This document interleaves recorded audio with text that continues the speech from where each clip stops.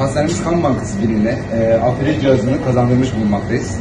Aferez cihazı kişiden alınan kanın beyaz kan hücreleri, kırmızı kan hücreleri, trombosit ve plazma gibi kan bileşenlerine ayırarak kullanılmayacak kanın kişiye geri verilmesini sağlayan bir tıbbi cihazdır. Aferez cihazının kullanımıyla birlikte otoimmün hastalıklar, kanserler ve kan hastalıkları gibi birçok hastalığın tedavi sürecini daha etkin bir şekilde geçirmeyi planlıyoruz. Bu kazanım sayesinde daha öncesinde hastanemizden il dışına hastalarımızın sevk edilmesine gerek kalmadığının müjdesini de vermek istiyorum. Sağlık hizmetlerimizin kalitesini artırmaya yönelik çalışmalarımız kesintisiz devam edecektir. Emeğe geçen herkese teşekkür ederim.